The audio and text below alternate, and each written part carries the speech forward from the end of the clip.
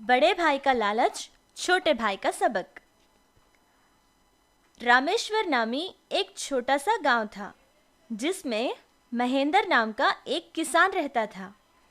उस किसान के दो बेटे थे। एक बेटे का नाम रघु और दूसरे बेटे का नाम रवि था। रघु बहुत होशियार था, लेकिन रवि उतना ही भोला भाला था। महेंद्र कुछ दिनों से बहुत बीमार था। उसने सोचा कि सारी जायदाद उन दोनों बेटों के नाम कर दूं। फिर उसने अपने बड़े बेटे को बुलाया और बुलाकर कहने लगा, देखो बेटा रघु, मुझे लगता है कि मैं बहुत ज़्यादा दिन तक ज़िंदा नहीं रहूँगा। मैंने अपनी पूरी ज़िंदगी की जो कमाई है वो ये घर और 1 एकड़ ज़मीन और वो आम का पेड़ और एक गाय है। तुम बहुत होशियार हो, लेकिन तुम्हारा छोटा भाई बहुत ही भोला है। बेटा, तुम उसको कहीं जाने मत देना। हमेशा उसे अपने पास ही रखना और उसका ध्यान रखना।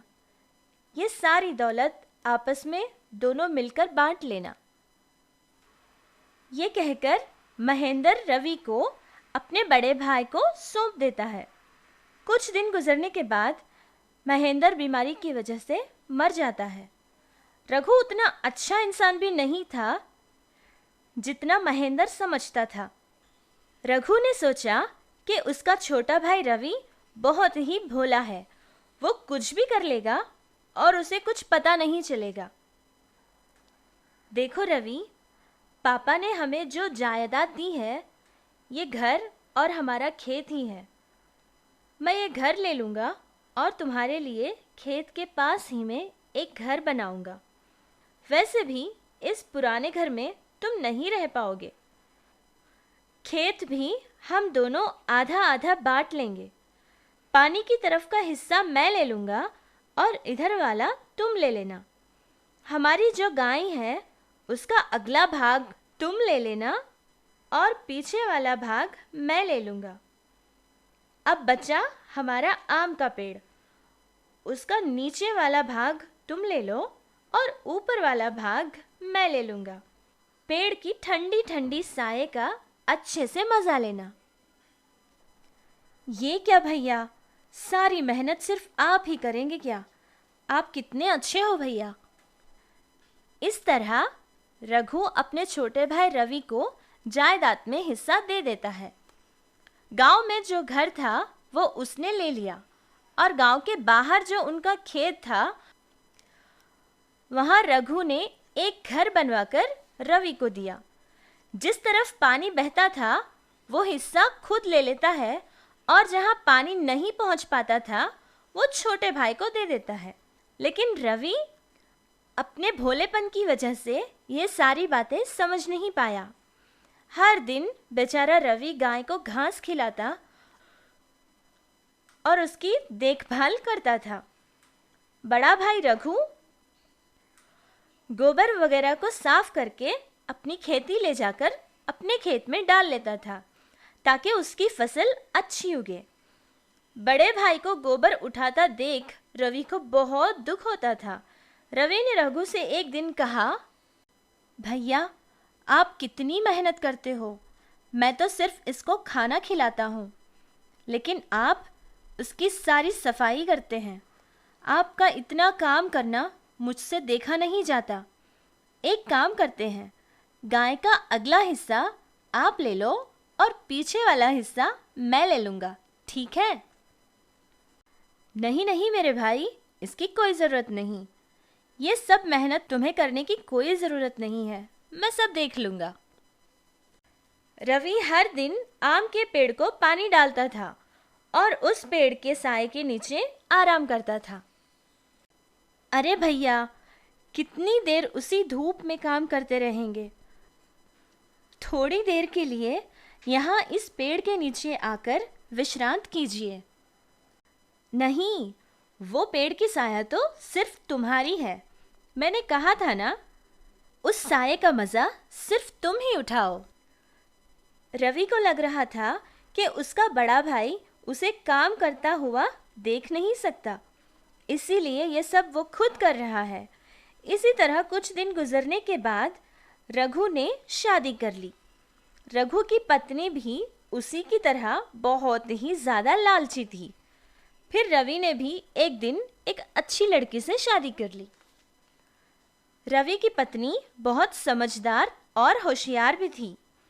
रवि के बड़े भाई की सारी करतूतें देख रही थी। इसी तरह कुछ दिन गुजर गए। फिर एक दिन उस गाय ने बच्चा दिया। ये देखकर रवि बहुत ही खुश हो गया और कहने लगा, भैया, ये गाय का बच्चा कितना प्यारा है। आज से हर दिन मैं ही इसकी देखभाल करूंगा। तुम क्यों इसका ध्यान रखोगे? ये तो गाय के पीछे के हिस्से से आया है ना, तो इस बच्चे का ध्यान मैं ही रखूंगा और वो अपने माँ का दूध ही पिएगा। तुम्हारी यहाँ कोई ज़रूरत नहीं है। रघु की बातों से रवि को बहुत दुख हुआ। रघु हर दिन गाय का दूध भी ले लिया करता था। रवि की पत्नी रघु का किया सारा धोखा पहचान लेती है और बहुत ही ज़्यादा दुखी हो जाती है। ये बात उसे पता चल जाती है कि उसका पति कितना भोला है। सुनिए जी, आप बहुत ही भोले हैं। इसी भोलेपन का फ़ायदा आपके बड़े भाई उठा रहे हैं। गाय को तो चारा आप खिलाते हैं और उसका दूध आपके बड़े भाई ले लेते हैं। अब मैं कर भी क्या सकता हूँ?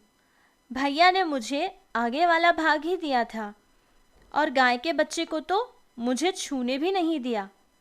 भैया के इस बर्ताव से मुझे बहुत दुख हो रहा है। आप वैसा ही कीजिए जैसा मैं कहूँगी। रोज की तरह रघु गाय का दूध निकालने के लिए बैठता है कि सामने खड़ा रवि एक लकड़ी से उस गाय के पैर पर जोर की मार मारता है। फिर उस गाय ने दूध निकाल रहे रघु को अपने पैर से बहुत जोर से मारती है, जिसकी वजह से नीचे बैठा रघु वहीं गिर जाता है। क्या हुआ रवि? क्या कर रहे हो? उस गाय को क्यों मार रहे हो? कुछ नहीं भैया, वो तो मैं मच्छरों को भगा रहा था। ये सुनकर रघु फिर से दूध निकालने के लिए बैठता है। रवि फिर से उसी लकड़ी से गाय को मारता है। अचानक गाय उड़कर रघु को लात मार देती है। हर बार इसी तरह रघु दूध निकालने के लिए बैठता, रवि गाय को लकड़ी से मारता और गाय रघु को मारती। फिर रघु नीचे गिर जाता। कुछ देर बाद रघु को अकल आ गई और अपने छोटे भाई से कहने लगा, ठीक है मेरे भाई, अब बस करते हैं और कल से मैं भी गाय को चारा खिलाऊंगा। फिर दूध भी हम दोनों आपस में मिलकर बांट लेंगे। अपने बड़े भाई को बदलता हुआ देख रवि बहुत खुश हो गया। इसी तरह कुछ दिन और गुजर गए। आम के पेड़ को फल लगने लगे। फिर रघु उन सारे फलों को तोड़ना शुरू करता है। भैया, मुझे भी थोड़े आम दो ना। ऐसा कैसे हो सकता है? पेड़ की साया मैंने कभी नहीं ली, तो ये आम तुम्हें मैं कैसे दूंगा? अगर तुम्हें आम खाने ही है तो जो आम नीचे गिरेंगे वो खा लेना। आप मुझे इतना मौका देते ही कहाँ हो भैया? पहले ही सारे आम तोड़ लेते हो तो मैं कैसे खाऊंगा? बड़े भाई रघु का बर्ताव रवि और उसकी पत्नी को बहुत ही बुरा लगता था। आप बिल्कुल दुखी मत होना, जैसा मैं कहूँगी बिल्कुल वैसा ही कीजिए। दूसरे दिन सुबह को रोज की तरह रघु पेड़ पर चढ़कर आम तोड़ने लगा। रवि ने सारे पेड़ पर कुछ लगाकर वहां से चला गया। फिर जब रघु पेड़ से नीचे उतरने लगा तो वो फिसलकर नीचे गिर गया, क्योंकि जो चीज़ रवि ने पेड़ पर लगाई थी वो बहुत ही चिपचिपी थी, जिसकी वजह से रवि नीचे गिर गया था। ये क्या था रवि? तुमने पेड़ पर क्या लगाया था? वो तो एक तंत्र की हुई चीज है। उसको हर दिन पेड़ पर लगाने से बहुत ज़्यादा आम उगेंगे। ऐसा मुझसे एक स्वामी जी ने कहा था भैया।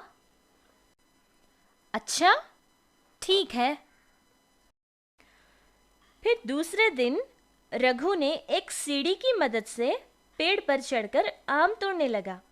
ये देखकर रवि और उसकी पत्नी ने मिलकर एक नई तरकीब निकाली। रोज की तरह रघु आम तोड़ने शुरू किए। रवि 2 नौकरों को लेकर वहां पहुंचता है और उन दोनों आदमियों से कहता है कि वो उस पेड़ को काट दे। ये क्या है रवि?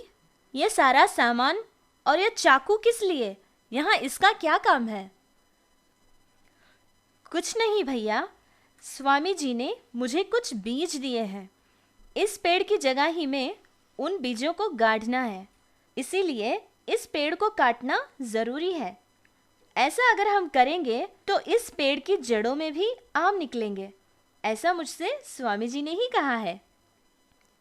नहीं नहीं, रुको, ऐसा मत करो। अगर तुम्हें भी आम चाहिए तो तुम भी ले लो। इस तरह दोनों भाई मिलकर सारे आम आपस में बांट लिया करते थे। रवि के भोलेपन की वजह से उसका बड़ा भाई उसका बहुत ही गलत फायदा उठा लिया था, लेकिन रवि की पत्नी की होशियारी और समझदारी से उसे और ज़्यादा धोखा ना दे सका। अपने छोटे भाई को धोखा देकर अपने आप में ही बहुत शर्मिंदा हुआ था। फिर उसने अपनी गलती का एहसास कर लिया और अपने छोटे भाई से माफ़ी भी मांग ली। तो ये कहानी आपको अच्छी लगी ना बच्चों? धोखा देने वाले लोग मीठी मीठी बातें ज़रूर बनाते हैं, लेकिन हमें चाहिए कि उनकी बातों पर अंधा विश्वास न करें। हमें चाहिए कि होशियारी से उनको सबक सिखाएं।